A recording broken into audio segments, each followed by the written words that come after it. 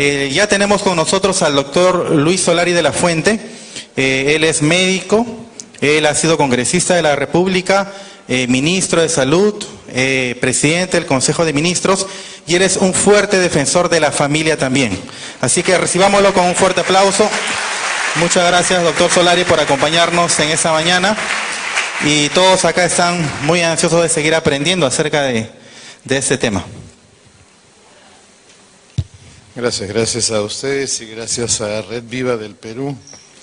Las redes vivas hacen cosas, así que espero que ustedes sean corresponsables de que en el Perú se cambie el currículum escolar, porque es una fe que no tiene obras, ya ustedes saben, ¿no?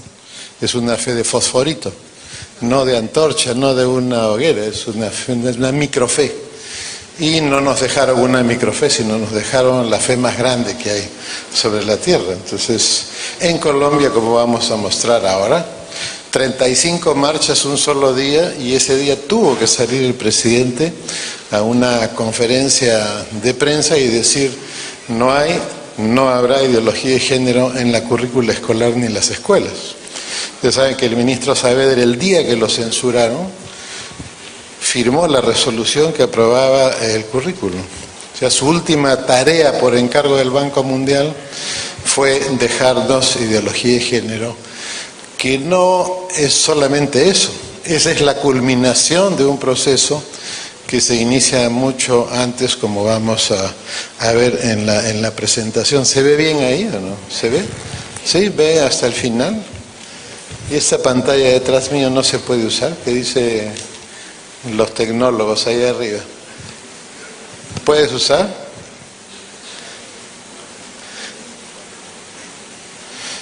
Y vamos a ver si mi presentador alcanza hasta allá.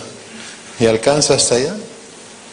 Sí alcanza. Basta, potente. Gracias.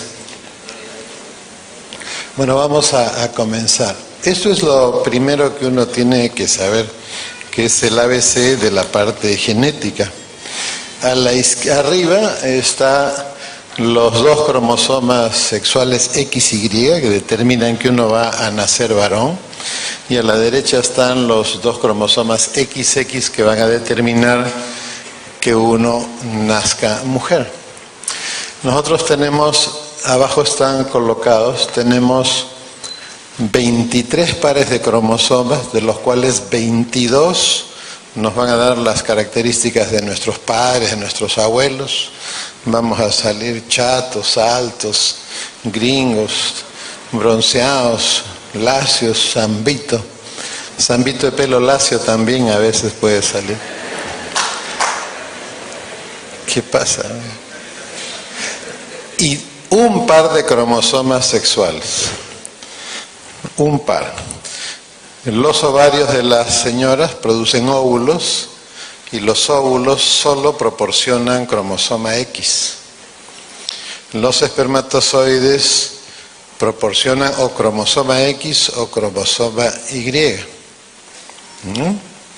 Los ovarios producen óvulos, pero de un número que ya está establecido cuando se nace, y los espermatozoides se siguen produciendo hasta que Dios dispone, pues depende de cada uno. Entonces, esto es lo que uno tiene que saber. Esto no se puede cambiar. Esto es inmutable. Uno nace XY o nace XX.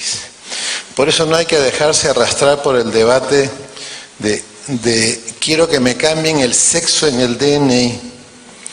Bueno, te cambiarán. Lo que pasa es que en el DNI no aparece genitales, aparece sexo. Y este es el determinante del sexo. Esto es genético. Uno es de sexo XY o de sexo XX. Todo el resto es un debate que lo arrastran a uno a que el debate del cambio de sexo, mi querida doctora Beatriz, se sustituye la palabra sexo, se usa para sustituir la palabra genitales, que es totalmente distinto. Porque puede haber una persona que sea XXX, hay alteraciones genéticas, y esa persona podría tener genitales ambiguos. y tiene una condición especial que es un trastorno, así como el síndrome de Down es un trastorno también que viene en estos cromosomas.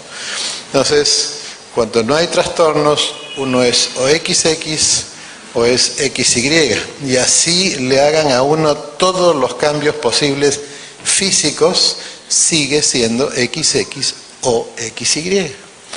Entonces, en el cambio de sexo que pidió una persona, el juez de primera instancia dijo que no, porque el sexo lo determinan los cromosomas. 20/20, aprendió su lección de, creo que antes se enseñaba eso en primaria, ahora ya no se enseñan, en los colegios han desaparecido muchas cosas que ya no se enseñan, casi no se enseña geografía del Perú, es impresionante. Y pasó a la siguiente instancia, que es un tribunal, ¿no? Tampoco, denegado. Bueno, y finalmente 20/20 llegó al Tribunal Constitucional, donde 4 magistrados ideologizados dijeron sí que le cambien en el DNI, cosa que por supuesto podría tener una demanda más arriba, porque ¿cómo le van a cambiar de sexo en el DNI si su sexo a la hora que yo le hago un mapa de cromosomas me va a salir que es XY? O sea, ¿cómo si sigue siendo XY yo le voy a... Eso es para que ustedes vean que lo que hay en este momento, estamos ante una situación de gran manipulación. Ya no existe eso de que hay que controlar la población porque se van a acabar los alimentos, no. Hoy día la antivida, la antifamilia y la antirreligión, porque es una combinación, es un paquete, lo que hace es captura posiciones en el aparato público, si puede en el más alto nivel, y desde ahí establece normas, ya sea desde ordenanza municipal hasta ley, por todas las categorías de normas, para obligar a las personas a hacer su agenda ideológica. En eso ha terminado el tema. Entonces, la Corte Interamericana de Derechos Humanos, hoy día ideologizada en este tema, Tribunal Constitucional de Brasil, ordenó la destrucción de embriones congelados, por supuesto ilícitamente congelados, y privan de la libertad, contra la voluntad de los padres de estos niños que en fase embrionaria congelados, que ellos se oponían, y el Tribunal Constitucional estableció que los pasaran por el triturador. O hay países en Europa, hay uno, donde el Estado decide si una persona va a ir a la eutanasia o no. El Estado lo eutanasia. Usted lo va a visitar un día al hospital, regresa al día siguiente y ya no está. O, como ha sucedido en Chile, la despenalización del aborto por 3 causas en este momento es un proyecto de ley que manda la presidenta de la República, suscrita por 4 ministros. Es decir, se va la aprobación de los matrimonios del mismo sexo en Europa. Estos grupos dan dinero a las campañas políticas y después llegan estos políticos que no piensan en otra cosa más que perennizarse y votan a favor para que les den más plata para la siguiente campaña. Esa es la triste realidad. Entonces aquí, esto es lo que vale finalmente. ¿Qué ha pasado? Este era el mundo hasta el año 89. Como ustedes ven, el Perú estaba ahí en el borde del mapa mirando a ninguna parte.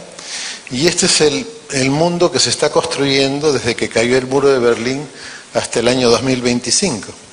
Ya no estamos en ninguna parte, resulta que estábamos formando parte de la costa occidental de las Américas y miramos ahora al Asia y a la cuenca del Pacífico, donde se lleva a cabo el más grande desarrollo de la economía mundial. Ahí están pues el sudeste asiático, China, todo, y nosotros nos hemos unido con México. A ver, ¿alcanza mi cosita? Está anémico, no da. Nos hemos unido con México, Colombia y Chile, los 4 países, y ocupamos casi 3/4 partes de la costa occidental de América Latina. Significa que América Latina hoy día es un puente entre el pasado, que era el Atlántico, y el Pacífico. Este proceso comenzó cuando cae el muro de Berlín y es un proceso que nos ha convertido en un país altamente estratégico. Este es el mapa de la biodiversidad en el mundo, de los 10 países que tienen más biodiversidad. Biodiversidad significa capacidad para proveer al mundo de productos biológicos, ya sean alimentos, ya sea en la forma, ya sea como fauna, ya sea como flora. De los 10 países más biodiversos del mundo, 6 están en América Latina. Imagínense la riqueza que tiene América, las mayores fuentes de agua dulce en América Latina. Y Perú es el 6º país más biodiverso del mundo. Y México, Perú y Colombia, que son miembros de la Alianza del Pacífico, son los 3, están dentro de los 6 países, ahí están con la flechita roja, más biodiversos. Significa que nosotros tenemos un valor estratégico hoy día, que lo hemos tenido siempre, pero jamás nuestros dirigentes se han ocupado de poner al país en valor. Usted sabe cómo fue, igual que la independencia en México, la independencia acá, se quitaban el poder como quien se arranca un chupete, ¿no? Los puros gobiernos militares. Hasta el año 2000 hemos tenido más años de gobiernos militares que de gobiernos civiles, desde 1821. Entonces, América Latina ha pasado a ser un territorio muy, muy, muy importante. No solamente es eso, ustedes ven, los países más claritos son los países, los continentes más jóvenes. Esto es al año 2050. Ustedes ven, los colores más claritos los tiene América Latina y el África. Significa que la población de América Latina y del África son las más jóvenes del mundo. Significa que cuando el hemisferio norte esté envejecido y tenga problemas para mano de obra, tenga problemas para pagar las pensiones, alrededor de 2050, América Latina y África vamos a estar en todo desarrollo de nuestras capacidades de demografía. Y demografía es poder y demografía es economía. Antes los gringos querían acabar con la población del mundo con sus fines estratégicos. En el año 95, el Consejo para la Estrategia Global de Estados Unidos estableció que lo más importante para el poder de una nación es la gente. ¿Por qué? Porque ocupa el territorio, constituye la fuerza armada, explota los recursos, constituye la mano de obra y sobre todo es el vaso invisible donde están contenidos todos los anhelos, los sueños, las esperanzas, los valores, los principios. Entonces, hoy día tener población joven significa que uno agrega un valor. Entonces, obviamente, como ustedes comprenderán, cae el muro de Berlín y el mundo se ha convertido en un partido de fútbol, pero a cámara rápida, como las películas mudas. Todo se mueve, todo cambia, todo es muy rápido. Y ustedes comprenderán que el hemisferio norte no se queda con los brazos cruzados ante una situación así. Entonces, cuando hablamos de ideología de género, control demográfico, antiantropología, estamos hablando de poder internacional poniendo a su servicio en el tiempo los países que son el futuro de nuestro mundo, que son los países de América Latina y africanos, y construyendo el mundo que ellos quieren. Y obviamente el mecanismo principal para hacer eso ya no es pues como en la Segunda Guerra Mundial, el desembarco en Normandía, ¿no? Lanchas y lanchas con soldados, cañones, balas, no. Hoy día uno puede desnacionalizar naciones matando a la institución donde uno aprende a ser peruano, donde los bolivianos aprenden a ser bolivianos, los ecuatorianos a ser ecuatorianos, que es la familia. Ahí se aprende, no se aprende en la escuela. La escuela coopera. Sin embargo, las dos principales acciones han sido dirigidas hacia los niños, precisamente para funcionar como un sub y baja. La familia dice A, ok, yo en la escuela voy a decir Z. Ese es el mecanismo que se ha venido utilizando. Y al medio está el resto como si fuera, esto es como un buffet, ¿no? Usted se acerca al buffet y usted le echa el ojo y dice, no, y para mí el lomo saltado, no, significa, ese se convierte en el plato principal. A ver, no, acá está el ceviche, yo con eso me bandeo, repito y repito esos sitios donde uno come sin parar por no sé cuánto. Estos son los platos fuertes, todo el resto son la ensaladita, los fideitos, las papitas, esas cositas, como vamos a ver. Este es un libro que se llama La clonación de la mente americana, en inglés, que devela a lo largo de todo el libro, es un libro gordo, así en formato de novela, esas novelas que son bestseller. Este libro devela cómo en los Estados Unidos se creó una estrategia para desarmar y eliminar la formación moral en la escuela pública. Lo que pasa es que hay dos clases de países en el mundo, uno en los que el Estado dirige el aparato público, como debe ser, y la sociedad civil, las asociaciones, como Red Viva Perú, por ejemplo, dirigen el país. Pero hay otros países donde el Estado, aparte de dirigir el aparato público, también dirige el país, porque no hay sociedad civil.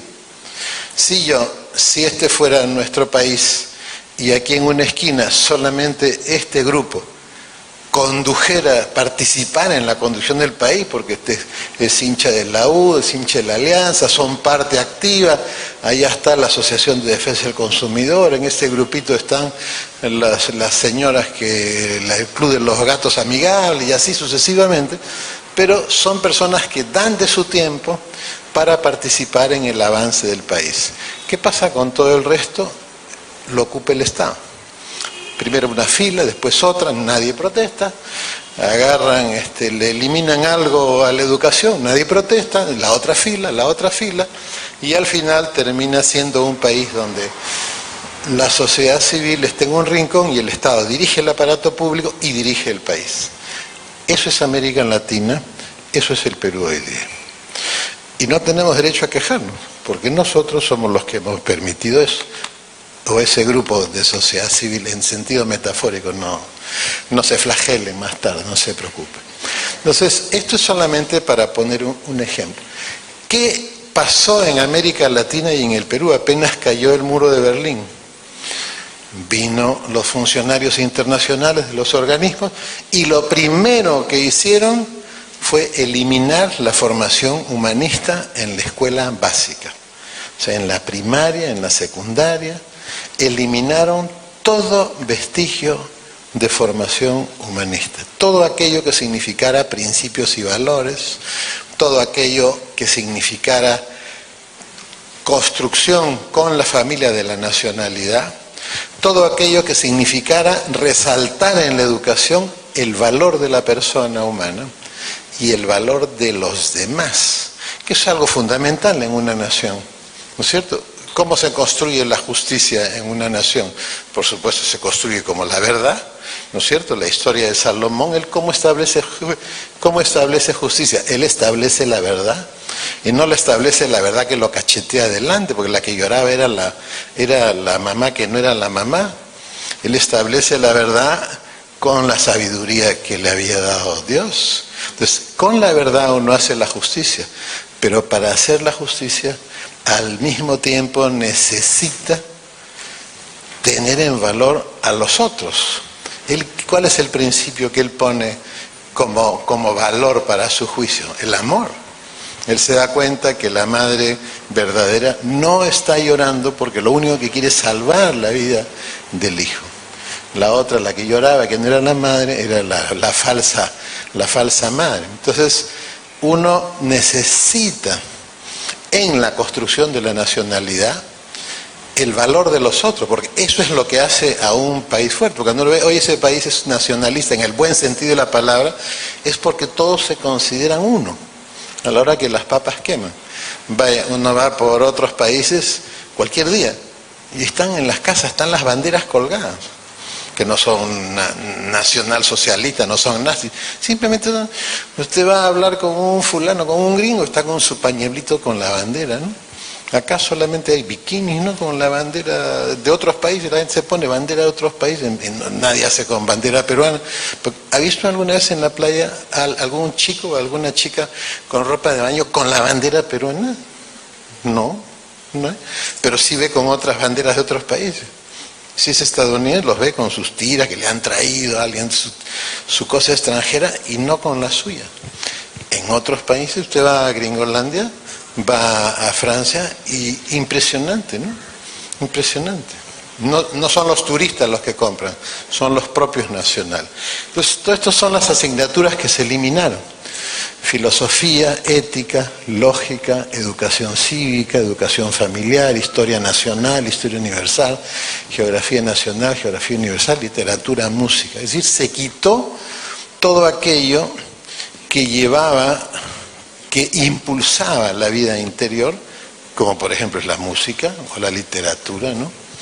Eliminaron todo lo que podía fortalecer la nacionalidad y todo aquello que podía fortalecer el entendimiento del entorno, la analítica, que es hoy día la segunda destreza laboral más demandada en el hemisferio norte. Lo cognitivo está al final.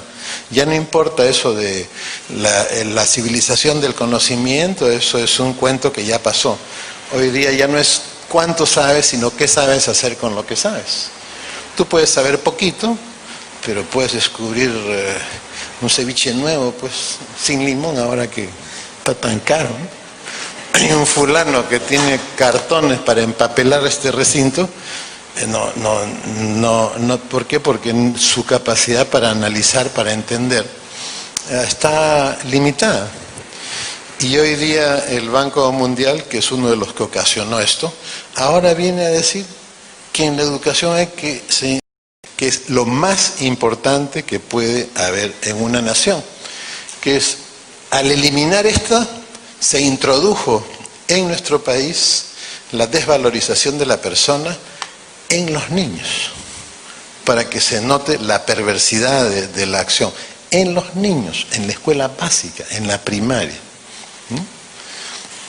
Y por supuesto, cuando uno desvaloriza a la persona en un sistema educativo, está en la práctica desvalorizando a todos.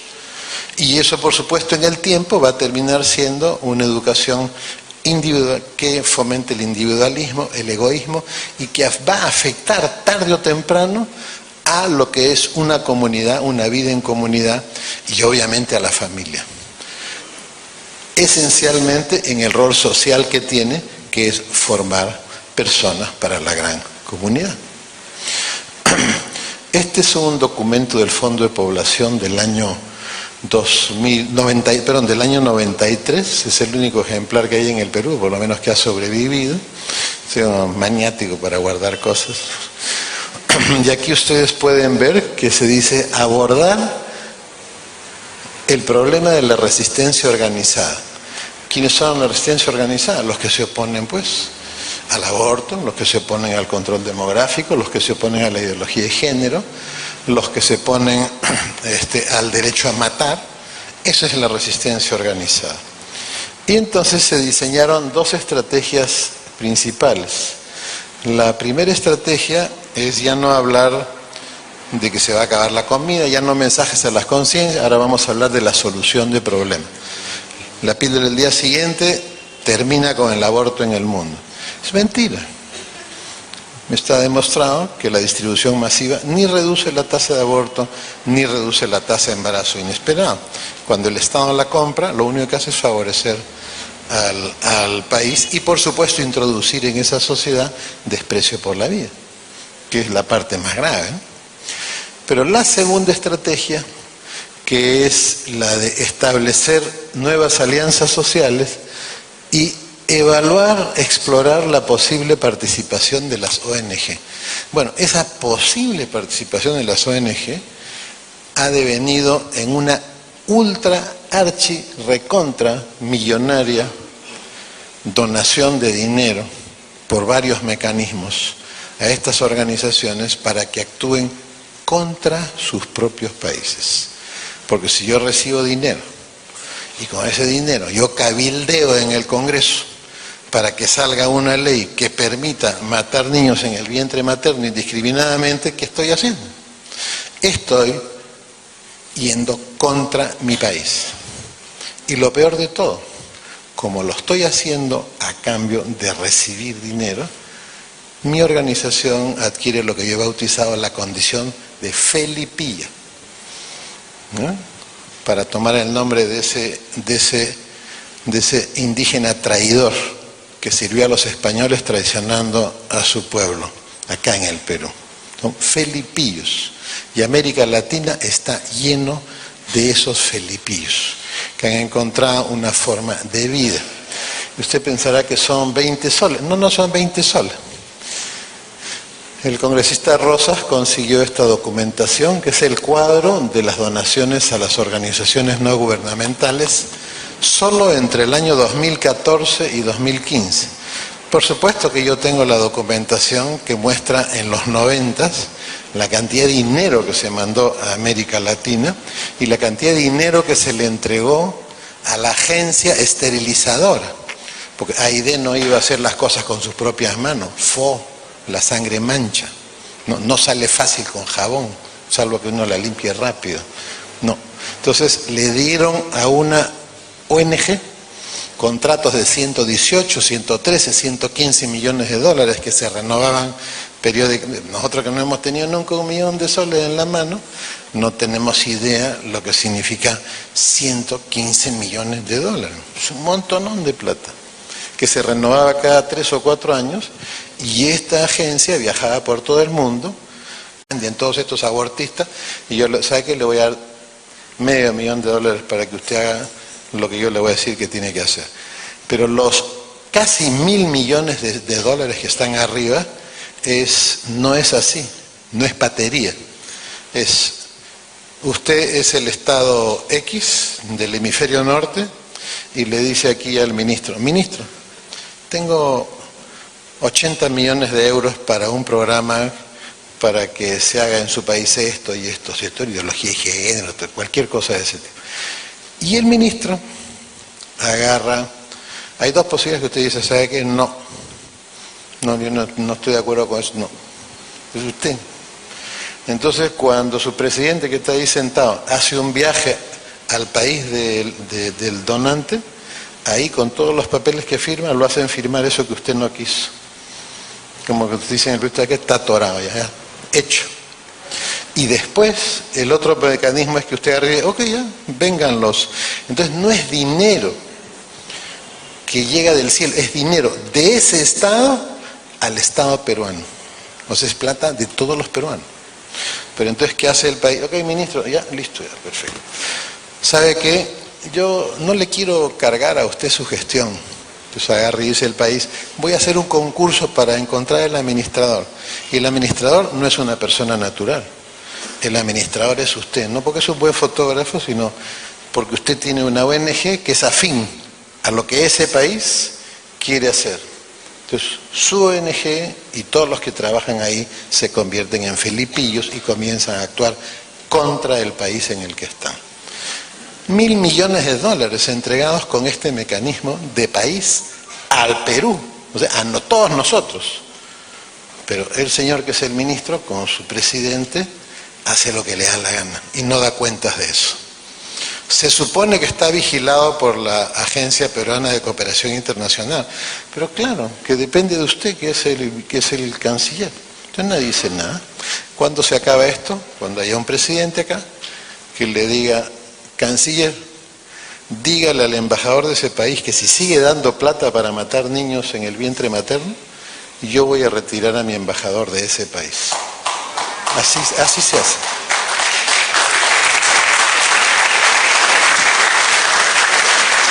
Ese es el único mecanismo. Yo he visto temblar a embajadores cuando el canciller les ha hablado claris verbis y fuerte. He visto. Y si no le gusta, que se vaya. Tenemos todo el derecho legítimo a defender y a defender a nuestras familias, a nuestros hijos. No es solo con mis hijos no te metas, con mis nietos menos, pues son más chiquitos, cuidado. Que hay que agregarle una tirita. Entonces, solamente en ese caso tenemos derecho a eso y tenemos derecho a mostrar en la vitrina principal a esos felipillos. Y algún día pasará, doctora. Fulano, mengano, con nombres, y así como estamos interesados quién recibió de Odebrecht, no están interesados ustedes en saber ¿Quiénes son esos que reciben dinero de países extranjeros para cabildear en el Congreso, en el Ministerio, en el municipio, en el gobierno regional? Pero si sacaron ordenanzas en Arequipa y ordenanzas en Piura para meter despenalización de aborto, metieron cosas raras. Y la gente en Piura y en Arequipa hizo que fueran derogadas. ¿Se acuerdan de esas ordenanzas? Las hicieron derogar. Porque los políticos, me van a disculpar, se hacen la pila, pues, cuando la gente se les planta adelante y le dice, no te vamos a dar el voto si tú sigues haciendo. Inmediatamente, ¿se acuerdan la repartija? Que se repartieron los puestos del Tribunal Constitucional. 2.000 personas tuitearon, al día siguiente 3.000 personas en la Plaza de Armas. 3.000 personas, no es nada. De 30 millones de personas, no es nada. Y al día subsiguiente los partidos retrocedieron. Simplemente porque todo el mundo puso en los titulares repartija, repartija, repartija. Voy a hablar más rápido, si no mi paciente que tengo que ver dentro de una hora me va a requintar. Estos son los mecanismos que se han utilizado, esto es el 3 en raya. Cada uno de estos mecanismos tiene una finalidad. Nosotros solemos concentrarnos en la parte de arriba y no nos concentramos en los efectos ocultos que estos mecanismos terminan teniendo. Así como allá eliminaron la educación moral, en nosotros lo primero fue eliminar la formación humanista. Hace 22 años que sucedió eso. ¿Sabe cuántos niños y jóvenes han pasado por las escuelas peruanas recibiendo esa educación deshumanizante? Un montón. Entonces cuando salen unos jóvenes, como salieron en Ayacucho, Huancavelica, no me acuerdo, y los tipos han violado a una joven, se están muriendo al costado, en un sofá, en un catre. Ellos la tapan con una sábana, en una manta, para que no la quieren ver porque les molesta verla muriéndose mientras están jugando videojuegos. Esa es la educación deshumanizante. Ese es un grado extremo, por supuesto, y perverso, ¿no? Entonces, acá tienen ustedes lo primero, han sido una inundación en todos los parlamentos de América Latina de proyectos de ley que les dan potestad a los menores de edad bajo nuestra tutela, les dan potestad para que tengan acceso a servicios, consultorios de control demográfico sin conocimiento ni consentimiento de los papás. Por supuesto que si ustedes buscan en internet los testimonios de jueces de familia en España, enjuiciados padres por los hijos porque no le tocaron la puerta antes de entrar al dormitorio al hijo o a la hija. Ahí están los testimonios de los jueces que no quieren atender esos casos, pero están obligados a atenderlos. Entonces, hay gente que está ahora en el Parlamento. Cuando ha estado anteriormente han presentado esta clase de proyectos, ahora vienen con la carita lavada, ¿no? Con su pelito pintado. Entonces, ¿qué es lo que hacen estos proyectos de ley? Al final lo que hacen es quiebran el rol educador de los padres sobre los hijos. Si esto usted lo combina con una educación deshumanizante, ya tiene pues un pastel mayor. Lo segundo es el desprecio por la vida. El desprecio por la vida, que es simplemente estos mensajes que tratan de convencer a la gente que si tienes menos hijos viven mejor. Nosotros en la universidad hemos hecho un examen de los datos peruanos, según los cuales las madres peruanas no quieren tener más hijos.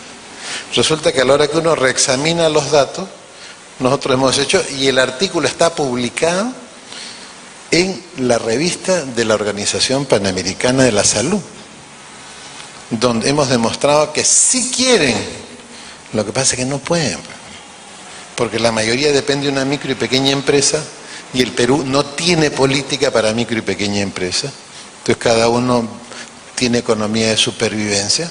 Pero si tuviéramos una política de asociación, por ejemplo, para exportar toda la producción rural con esa biodiversidad y darle de comer a los chinos, que su clase media era 2% en el año 2000 y que en el año 2025 va a ser 85%, o sea que antes comían alite pollo, ahora van a comer medio pollo, ya están comiendo medio pollo, y por supuesto comen fruta y comen otras cosas que no comían antes. Nosotros hiciéramos asociatividad intensiva, una revolución productiva rural, y va usted a ver cómo alcanza para todo. Pero como no hay esa política, nos produce con la misma data, porque a propósito no quisimos hacer otra encuesta para que después no digan, no, ahí está esa pregunta está manipulada. No. Tomamos la misma encuesta nacional demográfica y de salud familiar que hay. Entonces, cuando uno introduce desprecio por la vida en una comunidad familiar, está introduciendo el egoísmo. Entonces, si usted introduce el egoísmo, por supuesto, más la ruptura del rol educador va a crear un problema gravísimo dentro de esa familia. Vamos a ver un poquito de cosas sobre este segundo tema.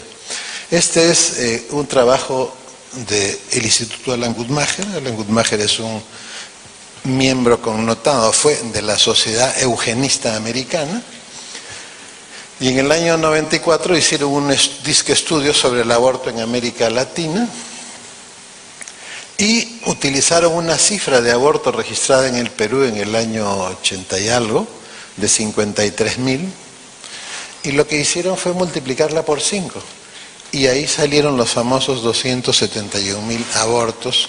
¿Por qué? Porque tomaron el aborto incompleto, que es lo mismo que ha hecho una persona este año otra vez. Cuando uno quiere ver el aborto clandestino, ¿cuál es el aborto clandestino que llega a los hospitales? El que se infecta. Entonces uno tiene que tomar el número de abortos infectados. No el número de abortos espontáneos, ni el número de abortos incompletos, tiene que tomar el de los abortos infectados. Esos son los que llegan. ¿Bien? Entonces, acá tienen ustedes, lo multiplicaron por 5. Bueno, yo he contado 53.000. Como todas las personas que tienen aborto hipotéticamente clandestino no llegan al hospital, ¿cuántas llegan? 1 de cada 10, 1 de cada 7, 1 de cada 6, 1 de cada... Entonces digo, bueno, nadie sabe por qué escogieron 1 de cada 5. Lo multiplicaron por 5, 271.000. Entonces, en el 2006, una persona dijo, vamos a revisar la cantidad. Por supuesto, cometieron el mismo error, pero como el número que aparecía de abortos incompletos era menor, si lo multiplicaban por 5, parecía que los abortos estaban bajando. Entonces lo multiplicaron por 7. ¿Ya? Así es como se han inventado las cifras de aborto en el Perú. Hay 371.000, son cifras inventadas. Así yo lo multiplicara por 10, cuando yo fui ministro de Salud, el número de abortos infectados que se registraba en el ministerio era como de 1.200 al año.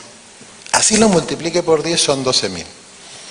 Pero esto simplemente es manipulación para poder decir esto que dice acá. No se lee, de repente usted puede leer, acá dice, ¿no? Si se hubiera repartido píldora el día siguiente se habían evitado 40.000 abortos. Mentira, porque la distribución de píldora el día siguiente no reduce la tasa de aborto. Mentira. Pero precisamente el mecanismo principal que se utiliza para hacer esas 3 cosas que yo mencioné es la mentira. Y aquí tenemos, adrede no se toma como base el aborto infectado, sino el aborto espontáneo, entonces acá le sale 53.000, lo multiplican por 7, 372.000, que fácil. Y le dicen a la gente todo el día, la gente dice y repite la cifra, y es una cifra falsa. Este es el mecanismo de acción de la píldora del día siguiente. Acá en la trompa se encuentra el óvulo con los espermatozoides, se unen, se inicia la fase temprana del niño, y llega y se implanta en el útero.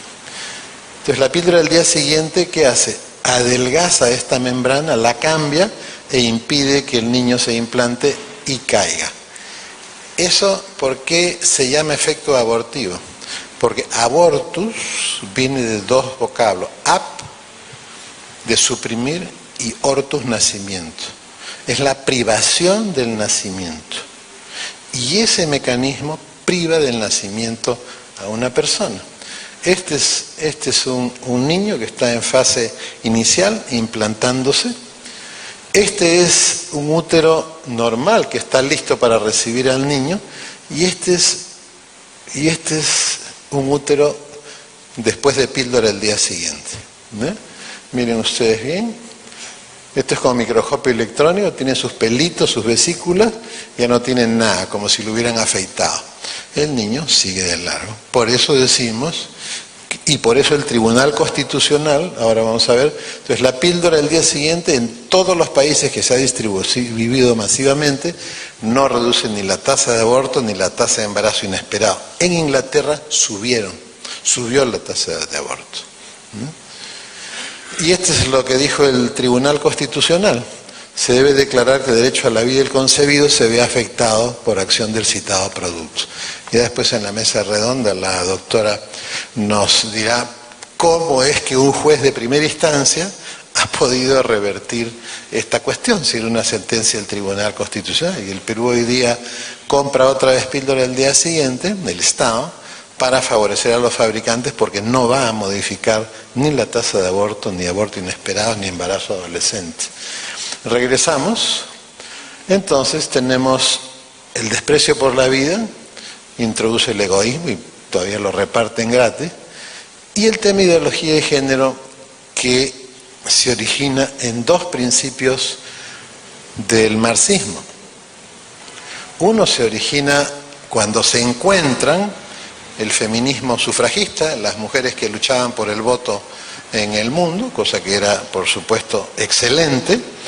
Esto en el tiempo se encuentra con el marxismo de principios del siglo XX y toma dos elementos, la teoría de la lucha de clases, y por eso es que hay unos escritos en donde dice que mujeres y varones tienen una relación antagónica, y que la mujer debe luchar por la conquista de todos los espacios sociales, es decir, conflicto en todas partes. Y segundo, que la única forma de terminar con esta relación, entre comillas, opresiva, es eliminar las instituciones que la han generado en la historia. Entonces hay que desconstruir, una palabra elegante, un eufemismo que es destruir la familia, la escuela, el Estado, el matrimonio y todo lo que haya contribuido a eso. Y el segundo elemento, que es tomado del materialismo dialéctico, es el ser social determina la conciencia social. Donde tú estás ubicado en la sociedad, eso va a determinar tu forma de pensar. Ahí no existe libertad, no existe principios, no existe libre albedrío.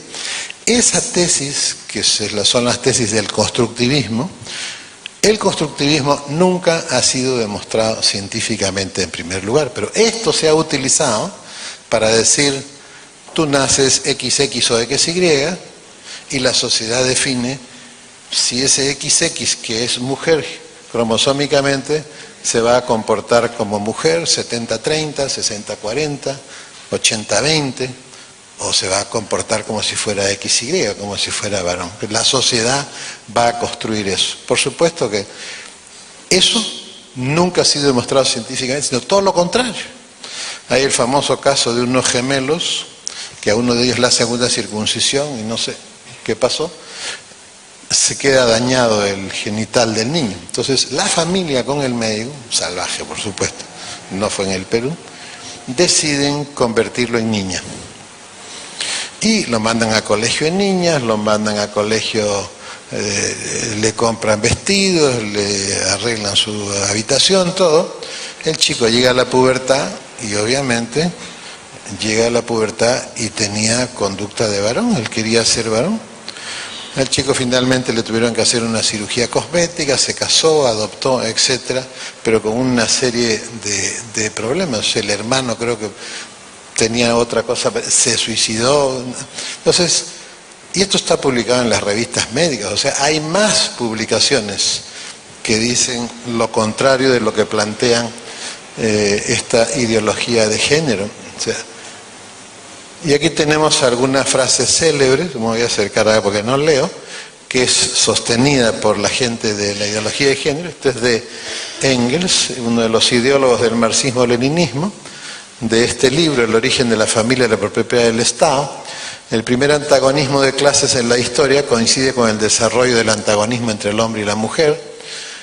unidos en matrimonio, monógamo, y la primera opresión de una clase por otra es la del sexo femenino bajo el masculino. Y este es otro texto de una ideóloga de género. Dice: el fin de la familia biológica será el fin de la represión sexual. La homosexualidad masculina, el lesbianismo y las relaciones sexuales extramaritales no serán más vistas al modo liberal como una elección alternativa. La humanidad podrá caminar por una sexualidad polimorfa. Esto es pues la consecuencia. Y hay decenas de textos que van en esta orientación. Es decir, la ideología de género plantea básicamente el tema del conflicto como no hay complementariedad, no hay reciprocidad, no hay comunidad, no hay nada. Hay una bronca por la conquista de las personas. Entonces, esto ya lo habrá dicho la doctora en el tema de la escuela, son los sitios en el currículum donde está metido esto. Simplemente recordar cómo venimos. Y aquí tenemos para que se vean las diferencias. Por más que nos quieran decir que la sociedad hace lo que le da la gana con la sexualidad, esto está bien establecido. Esto es un trabajo del año pasado. Estas son las conectividades del cerebro masculino y la conectividad del cerebro femenino. El masculino es longitudinal mayormente, y el femenino es mayormente transversal. No sé si será por eso que Nadine se le cruzó a Humala, no sé si será por eso, pero acá tienen ustedes que hay diferencias estructurales, orgánicas, que van a definir las conductas. Y que no nos vengan con que la sociedad construye esta circuitería. La circuitería la construye la estructura orgánica del cuerpo. La construyen los cromosomas, y esos cromosomas van a definir en el momento del final del embarazo y al principio de la vida, van a definir una estructura cerebral. Luego, durante la infancia, las relaciones afectivas de los padres van a definir la expresión de los genes y van a hacer que cada persona sea distinta, aunque les parezca increíble, pero es cierto, en relación a los afectos, a la relación de dar y recibir que existe con los padres y con los familiares. Por eso es que cuando uno muestra neuronas de un niño que ha sido abusado, que ha sido maltratado, que está en esos orfanatos que son casas de terror, estos niños tienen una serie de cuestiones orgánicas que no están definidas por el entorno. No es que el entorno hace eso, no. Hay una serie de mecanismos, pero todos están vinculados a si uno es XY o es XX. Y obviamente pueden haber una serie de determinantes múltiples que terminan definiendo, por supuesto, si esa persona, su conducta sexual va a corresponder al sexo cromosómico o no. Pero simplemente eso no significa que nosotros permitamos que en las escuelas se diga: si tú eres XY, mira, es normal que te comportes como si fuera XY. Porque eso definitivamente es una cuestión individual. Nadie puede decir la homosexualidad se produce por esto. No, eso no existe. Cada persona tiene una lista distinta de factores, pero hay un determinante original que es XY o XX. Eso es lo que va a determinar una serie de cuestiones. Lo que está mal es que la escuela pública y privada, porque obligan a la escuela privada también, obligan a los profesores a enseñar algo que interviene en los procesos naturales de identidad sexual del niño. Eso es lo que está. Hay un colegio, acá, donde ahí están los anaqueles en inglés, mis dos papás, mi mamá y mi otra mamá, ahí están los libros. Entonces, si yo introduzco en el seno de la familia la quiebra del rol educador, introduzco el egoísmo, introduzco el conflicto, sucede que esas organizaciones, el dinero que reciben, algunas las reciben para promover las tres cosas, otras se dedican solo a esto, otras solo a esto. O sea, pero es una estructura. Y la combinación al final lo que afecta básicamente es a la familia. La familia como escuela de humanidad, la familia como formadora de ciudadanas y ciudadanos. Y el punto donde afecta es aquí, es la donación personal. Si usted tiene una educación en la que se desvaloriza a la persona, en la que no existe el valor de los demás, donde además se promueve el egoísmo, la independencia de la educación de los padres y el conflicto, a ver si se va a aprender a donar, a dar de sí. Oye, préstame tu casaca porque tengo, toma, no, llévatela. Préstame, estás loco, la última vez me la devolviste sudada. No. Por esa razón es que cada familia va a tener su conducta particular. Pero en este caso, desde el año 90, quien se ha metido en la formación de los hijos de la patria del Perú es el Estado. Es el hemisferio norte a través del Estado y a través de estas organizaciones que juegan en pared. El Estado está ahí, la organización cabildea para que salga la norma y la norma nos obliga a todos, como esta resolución ministerial miserable, y ojalá que vea el video, la resolución ministerial miserable que firma un ministro de Educación el día que lo censuran, prácticamente está con un pie afuera y le alcanza para que firme el currículum escolar introduciendo ideología de género en el Perú. ¿Cómo puede haber sobrevivido esa resolución 5 meses, 6 meses? Pues yo creo que fue en octubre, ¿no?, cuando lo censuran.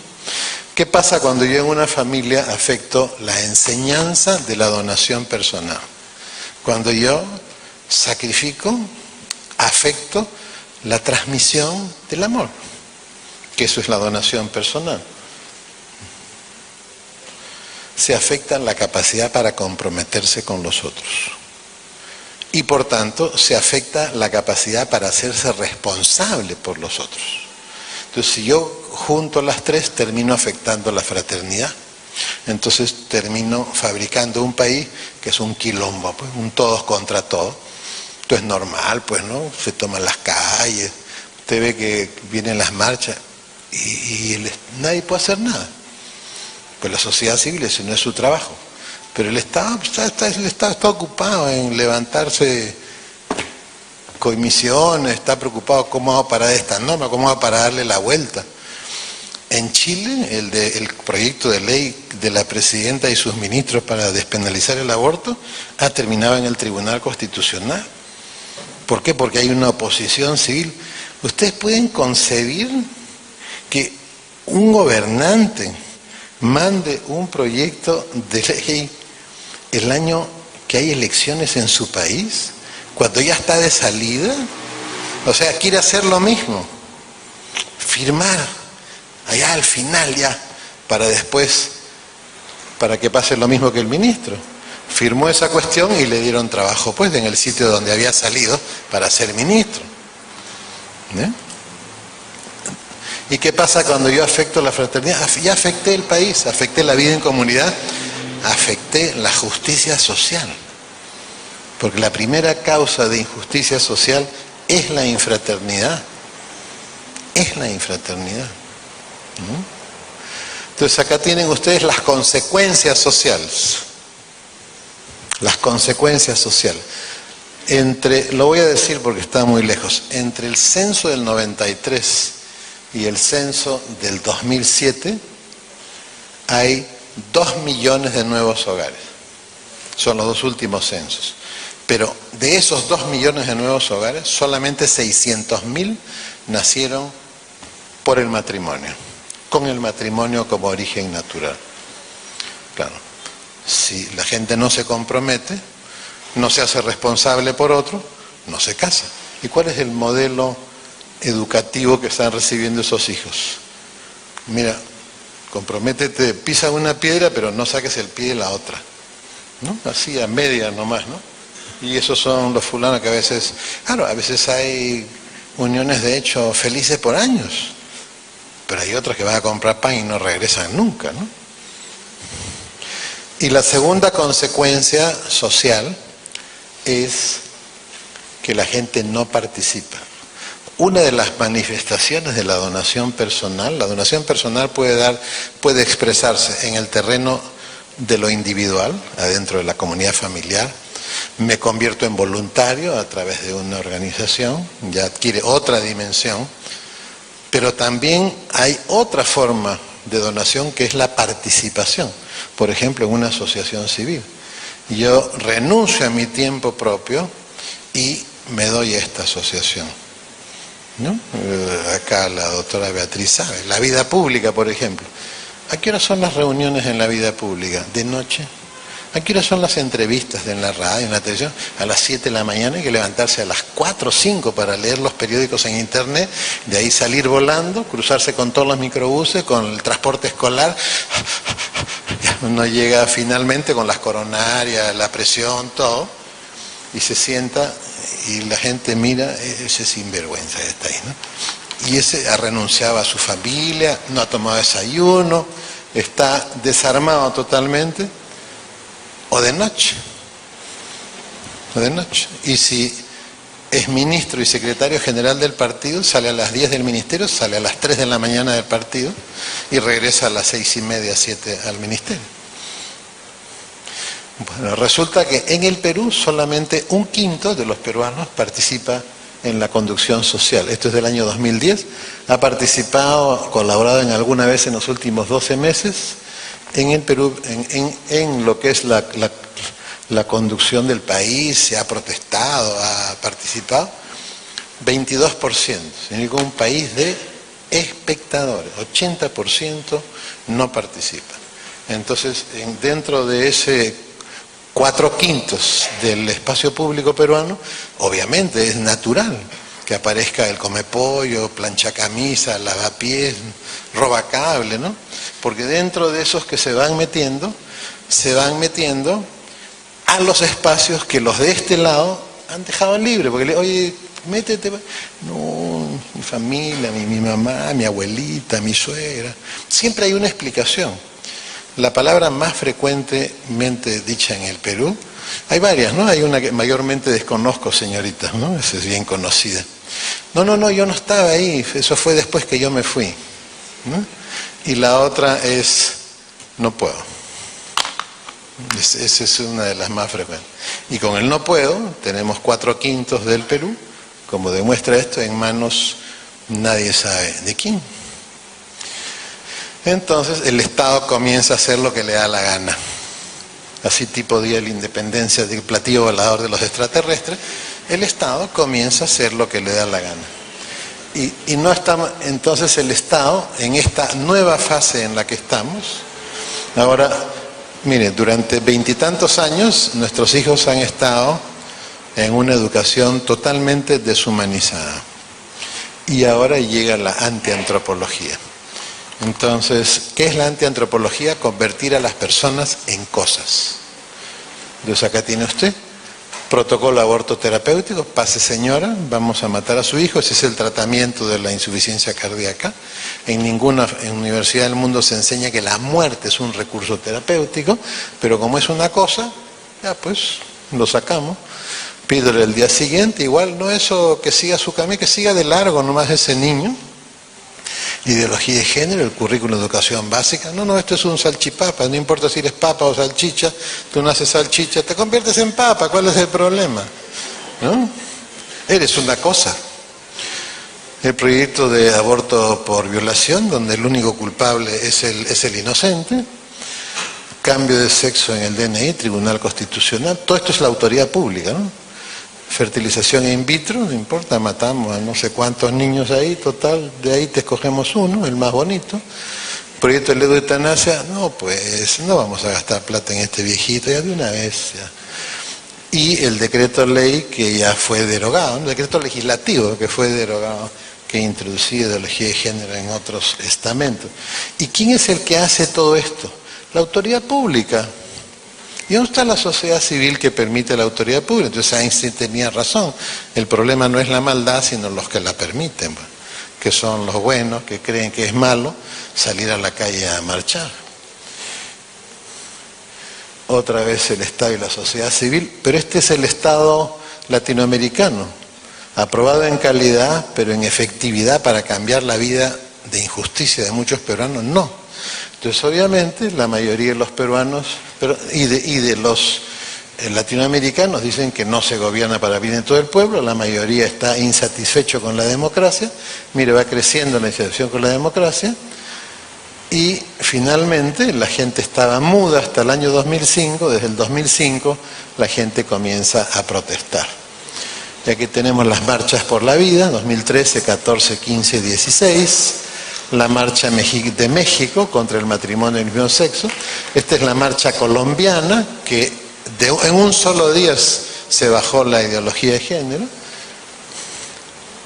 Esta es las marchas de Con mis hijos no te metas, y no sé cuándo.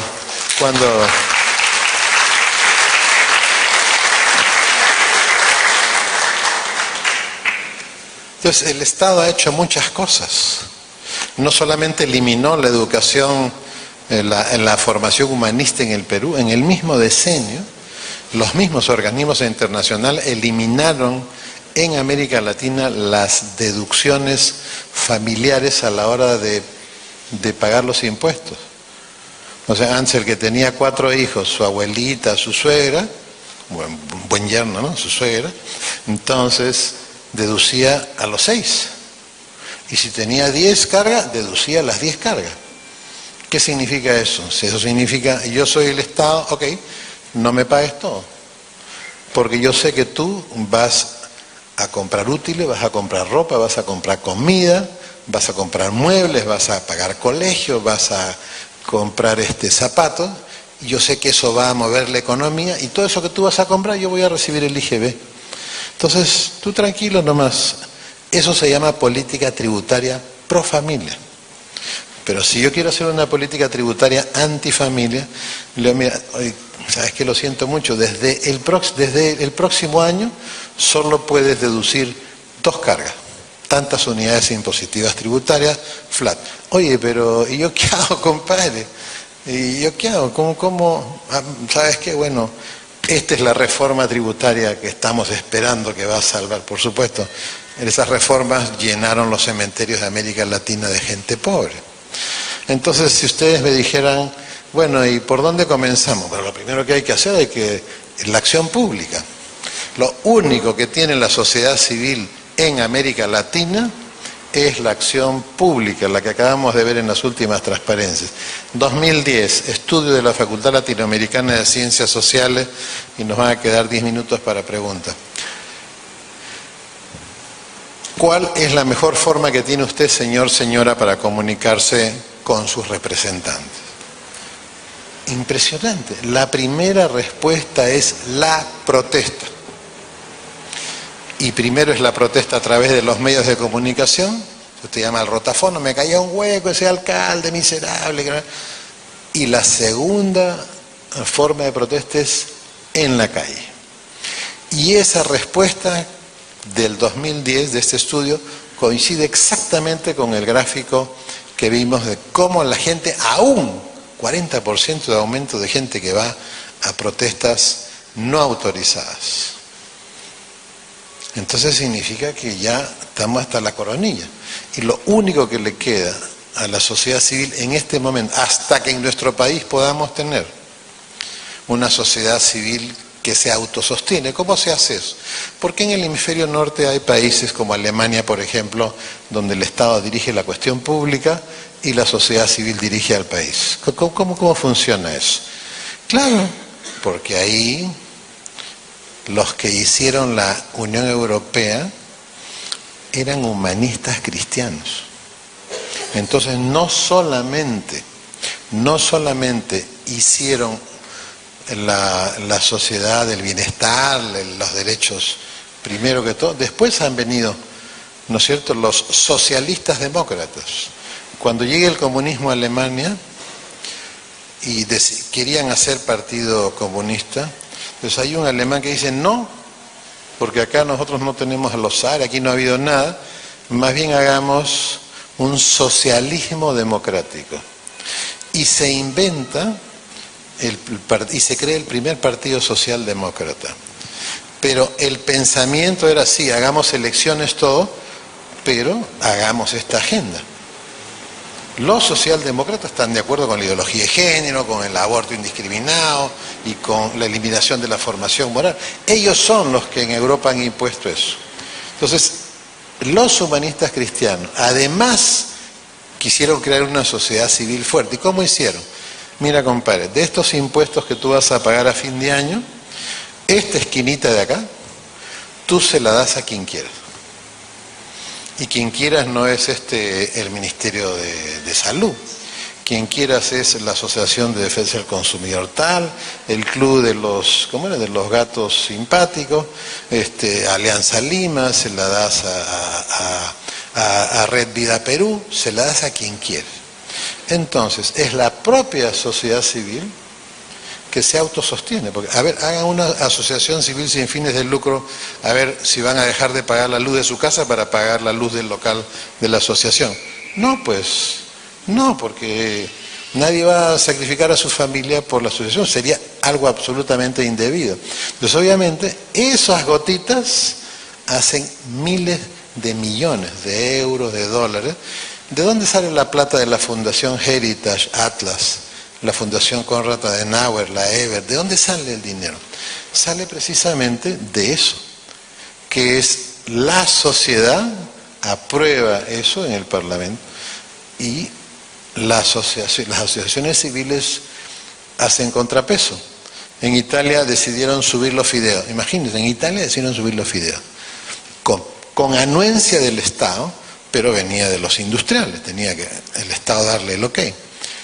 Las asociaciones de defensa del consumidor dijeron, vamos a crear el día de no compra de fideos. Y no compró ni un fideo ninguna casa italiana. Al día siguiente, los industriales dijeron, ok, nosotros vamos a asumir el precio del alza del trigo, el fideo cuesta lo mismo.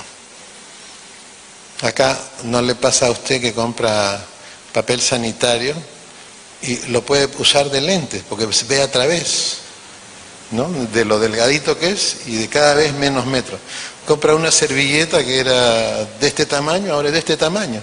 Compra una coronita que era de este tamaño, ahora es así. Cuesta lo mismo. Y nadie dice nada. Ahora hemos descubierto que el chocolate no es chocolate, que la leche no era leche. Pero también hemos descubierto que hay felipillos, que hay gente que traiciona a nuestros países por plata. También hemos descubierto que hay una estructura internacional. También hemos descubierto, ¿ha visto usted? Todo es hecho al final por la autoridad pública en la categoría de norma, para obligarnos a todos los pánfilos que dejamos que eso pase. Y estamos esperando la siguiente elección para votar por otra persona. Una locura. O sea, estás esperando 5 años, cuando te están acuchillando 5 años, y no somos un trozo de asado que le van a meter zanahoria, cebolla. Somos gente que sufre cuando ve esto. Entonces, cuando a uno le piden marchar, lo primero que uno tiene que hacer es no decir no puedo.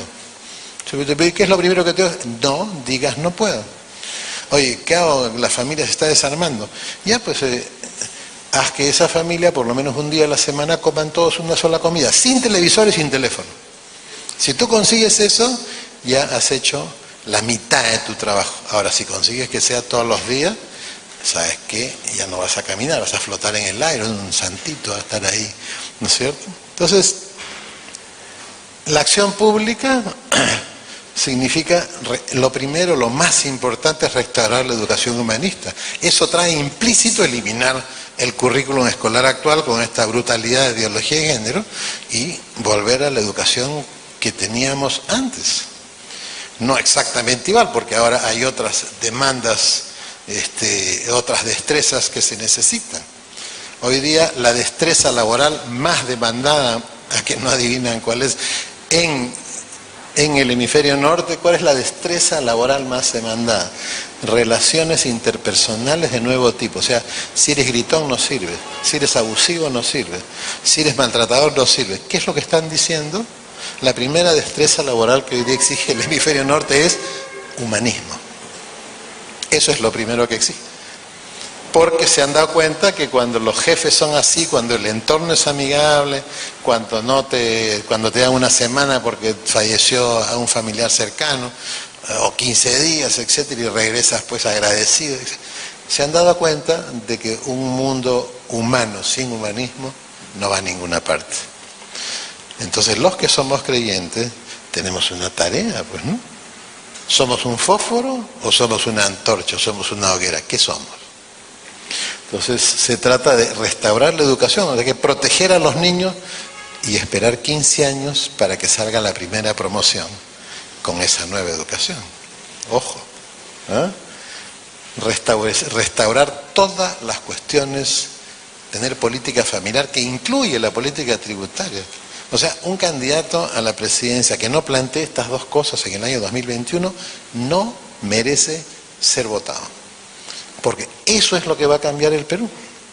Y por supuesto, lo primero es, tu lugar es la calle.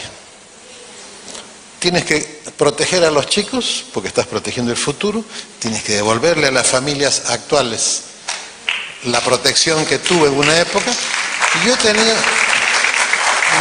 esta facilidad. Y lo último es convencer a nuestros hijos de tener voluntariados. ¿Quiénes tienen la primera tarea de tener voluntariado? Las comunidades religiosas. ¿Cómo es posible? ¿Por qué? Porque el voluntariado es una acción en la cual el joven aprende que no se trata de dar algo, sino que se trata de darse uno mismo. Trata de balancear estos mecanismos de destrucción de la escuela de humanidad que se han generado internacionalmente en contra de la familia y tratan de restaurar, es como la última estación de gasolina antes de entrar al desierto. Si nosotros pudiéramos en el Perú convertir todas las escuelas públicas, privadas, religiosas, laicas, en comunidades de voluntarios donde los padres de familia, los estudiantes, los administrativos hagan voluntariado, las cosas, por lo menos la acción final de lo que se pretende de destruir la familia y a través de ella, de esa destrucción, apropiarse del país, no tengo dudas que sería un elemento muy, muy, muy importante. Y creo que ahí terminamos. Bueno, no terminamos, falta lo principal, que el Señor nos ayude a resolver esto. Muchas gracias.